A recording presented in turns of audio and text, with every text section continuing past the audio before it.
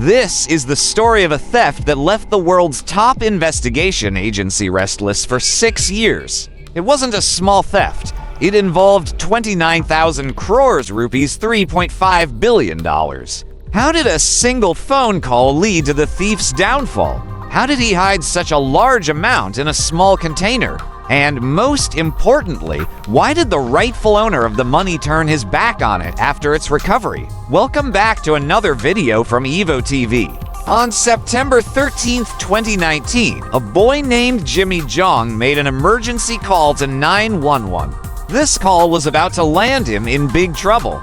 Jimmy Jong lived in a small town called Athens in the U.S. state of Georgia. He had called the police to report a burglary at his home, stating that $400,000 had been stolen. Hearing such a large amount, the police officer was shocked. Jimmy had a top-notch security system at his home and even had CCTV footage of the thief who had covered his face. Jimmy Jong was a student at the University of Georgia and was known among his friends as a party boy. He would spend $500,000, about 1.5 crores rupees, on a single party. When he went to a bar, he would buy free drinks for everyone there. Most of his friends stayed with him only for his money and lavish lifestyle. Once, he even gathered his friends to watch a match of his favorite football team and took them to Los Angeles in a private jet. The point is, Jimmy had so much money at such a young age that he couldn't manage it properly himself. When the police couldn't find the thief who had stolen from his house, he hired a private detective named Martinelli. Given Jimmy's lifestyle and friend circle, it seemed that the theft might have been committed by one of his friends. Martinelli looked into Jimmy's private life, including his social media accounts and bank transactions, to study the case thoroughly. The private detective was puzzled about how Jimmy was making so much money at such a young age. Jimmy told everyone that he was a Bitcoin trader and crypto investor. Seeing the rising prices of Bitcoin over the past few years, everyone believed him. Martinelli noted that the person seen entering Jimmy's house in the video footage knew that Jimmy wasn't home and knew exactly when to strike, indicating that it was likely one of Jimmy's close friends. This wasn't the first time the Athens police had come into contact with Jimmy. A few years earlier, he had been caught with cocaine, and since then, he had maintained a good relationship with the police officers. Often, the Athens police used his CCTV cameras for investigations of other cases. However, the 911 call had now brought Jimmy into the spotlight. Meanwhile, the regional cybercrime unit also learned about the $400,000 stolen from Jimmy's house and that he claimed to be a Bitcoin trader.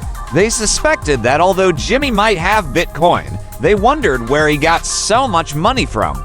The regional cybercrime unit had been investigating the Silk Road crypto heist for the past 7 years, but hadn't found any leads. Silk Road was an online exchange where all sorts of illegal activities took place, from weapons to drugs, and transactions were made in Bitcoin. In 2012, the exchange was hacked, and someone stole a total of 51,680 Bitcoins from various traders. However, since it was an illegal dark website, no one reported the theft. The following year, the owner of Silk Road was caught and the FBI shut down the website, seizing all the Bitcoins.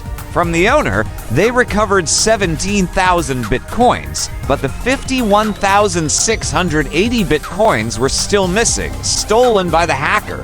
The FBI suspected that the Silk Road owner might have transferred the Bitcoins to another account and was lying to them. Bitcoin transactions are transparent, meaning anyone can see the transactions, but the account owner's identity is not revealed. The regional cybercrime unit suspected that Jimmy might have a connection to the stolen Bitcoins from the Silk Road account. They needed to find out Jimmy's Bitcoin address to confirm this. The Athens police and the regional cybercrime unit planned a meeting with Jimmy since the police were already investigating the case of his stolen $400,000. The meeting was normal for Jimmy. 3 plainclothes officers with body cams entered Jimmy's house. They convinced him that they were there to investigate the stolen $400,000. During their conversation, they tried to find out Jimmy's source of income. Jimmy showed them his room, where he had to Bitcoin miners. A blockchain expert in the regional cybercrime unit quickly realized that 2 or 4 mining machines couldn't generate the amount of wealth Jimmy was spending. Meanwhile, one officer, during the conversation, accessed Jimmy's laptop and copied his Bitcoin address. This was just one of Jimmy's many Bitcoin addresses, but it was enough to link him to the Silk Road crypto heist. The regional cybercrime unit's suspicion was correct. Although there wasn't much money in this Bitcoin address, its transaction history matched with the Silk Road account from many years ago. This proved that Jimmy had a connection to the Silk Road heist. Now, the officers were looking for the 51,000 Bitcoins they believed Jimmy still had. They contacted Jimmy again and arranged another meeting, this time with a search warrant. When Jimmy found out, he turned pale.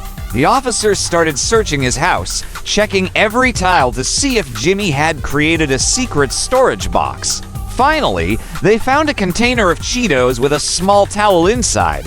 Suspicious of a towel piece in a snacks container, they took it out and found a small computer chip underneath. This was a Bitcoin hard wallet containing the 51,000 Bitcoins, which were worth $3.5 billion in 2021. Jimmy Jong was now in big trouble. Trying to catch the thief of his $400,000, he lost the 51,000 Bitcoins. Jimmy confessed to the officers that to support his drug habit, he used to buy drugs from the Silk Road Exchange.